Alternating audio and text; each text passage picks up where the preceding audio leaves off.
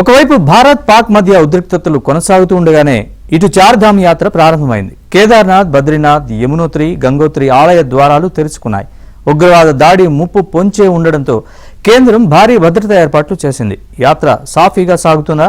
యాత్రకు వెళ్లేవారు ఎలాంటి జాగ్రత్తలు తీసుకోవాలి?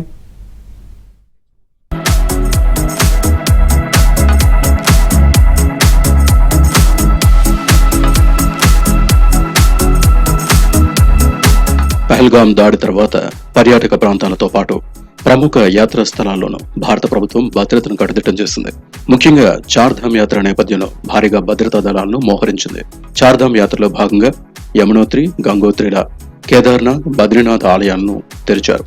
ఈ యాత్ర 6 నెలలు అంటే దాదాపు అక్టోబర్, నవంబర్ వరకు కొనసాగనుంది.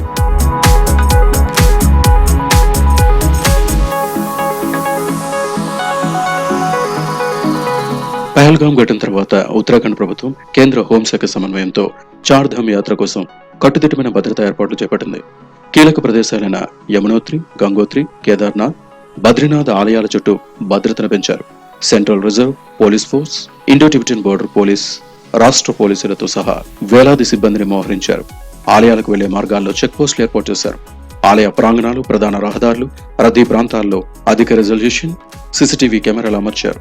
హిమాలయ ప్రాంతంలోని క్లిష్టమైన మార్గాల్లో డ్రోన్లతో నిఘా నిర్వహిస్తున్నారు. చార్ధామ్ యాత్ర అనేటువంటిది హిందుత్వానికి సంబంధించింది కాబట్టి ఆ మతం ఔఢ్యంతో మళ్ళీ దాడి జరిగేటువంటి అవకాశం ఉంది.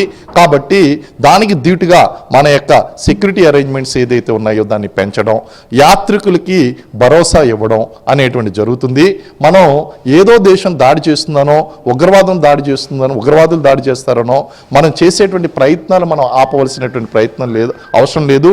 వాళ్ళ యొక్క ఎంటైర్ ఇంటెన్షన్ ఏంటి అంటే మన దేశంలో ఈ యాత్రలు ఏదైతే ఉన్నాయో, టూరిస్ట్ ప్లేసెస్ ఏదైతే ఉన్నాయో దాని ద్వారా ఆదాయం రాకుండా చేయడం, అలాగే హిందుత్వం మీద దాడి చేయడం, ఇవన్నీ ఎజెండాలుగా ఉన్నాయి. కాబట్టి మనం దీన్ని సక్సెస్ఫుల్ 100% మన ప్రభుత్వం దీన్ని సక్సెస్ చేస్తుంది. ఏమాత్రం కూడా భయపడవలసినటువంటి అవసరం లేదు. We have entire defence forces is behind అస్.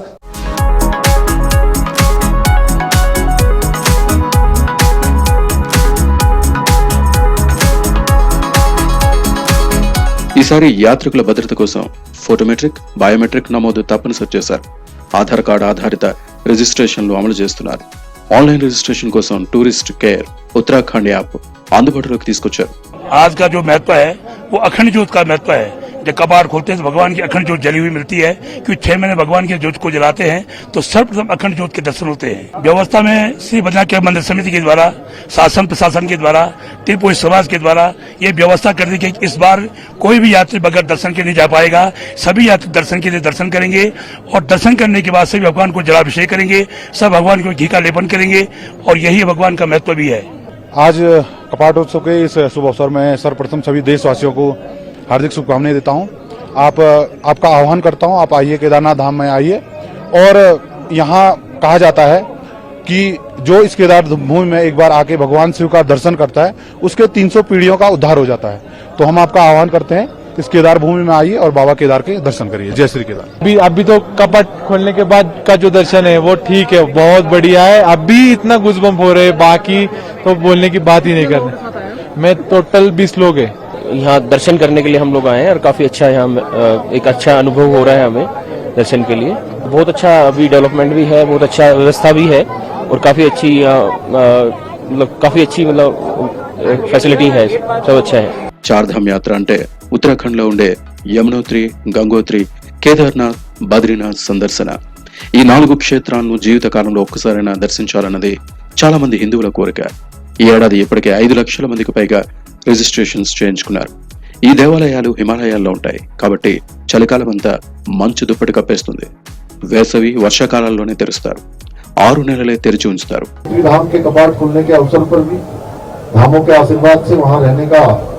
प्रथम दिन सौभाग्य प्राप्त हुआ और बाबा की कृपा से आज सबके साथ हम सब लोग यहाँ पर सम्मिलित हो रहे हैं. आज से ठीक 2 दिन बाद भगवान बद्री विशाल के कपाट भी खुलेंगे और यात्रा पूरी तरह से शुरू हो जाएगी. यात्रा को इस बार पूरी तरह से व्यवस्थित करने के लिए యమునోత్రితో ప్రారంభమయ్యే ఈ యాత్ర గంగోత్రి, కేదార్నాథ్, బద్రీనాథ్ల దర్శనంతో ముగుస్తుంది. 4 ధామాలు సందర్శించలేకపోతే కనీసం 2 చోట్లను చూసైనా వెనుతిరగాలి. 4 క్షేత్రాలు సముద్ర మట్టానికి 1000 మీటర్ల ఎత్తులో ఉంటాయి కాబట్టి ఆరోగ్యం బాగుండాలి. తెలుగు రాష్ట్రాల వాతావరణానికి భిన్నమైన పరిస్థితులు అక్కడ ఉంటాయి. అలాగే ఉన్నట్టుండి వాతావరణ పరిస్థితులు ఎప్పటికప్పుడు మారిపోతూ ఉంటాయి. కాబట్టి శారీరకంగా మానసికంగా సిద్ధంగా ఉండాలి. ఫిట్నెస్ లేకపోతే మధ్యలోనే తిరిగి వెనక్కి రావాల్సి ఉంటుంది.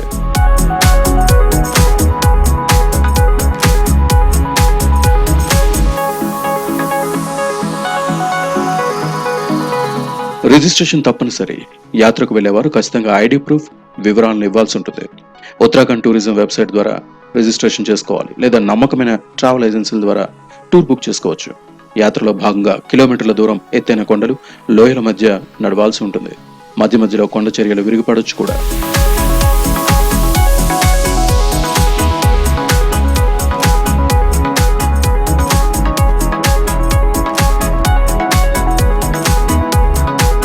యమునోత్రి సముద్ర మట్టానికి 10,000 అడుగుల ఎత్తులో ఉంటుంది.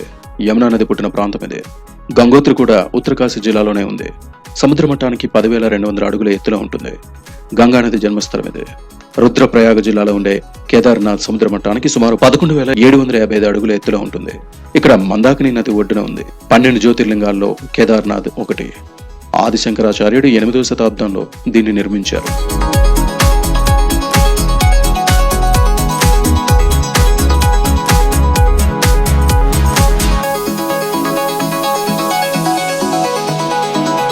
చార్ధామ్ యాత్రలో భక్తులు చివరగా దర్శించుకునే క్షేత్రం బద్రీనాథ్. ఇది ఉత్తరాఖండ్లోని చమోలి జిల్లాలోని అలకనంద నది ఒడ్డున ఉంది. క్షేత్రం దీన్ని సైతం ఆదిశంకరాచార్యుడు 8వ శతాబ్దంలో నిర్మించారు. ఇది 10,200 అడుగుల ఎత్తులో ఉంది. కేంద్రం పటిష్ట భద్రతా ఏర్పాట్లు చేసిన నేపథ్యంలో ఈ ఏడాది చార్ధామ్ యాత్రకు ముప్పు ఉండకపోవచ్చు.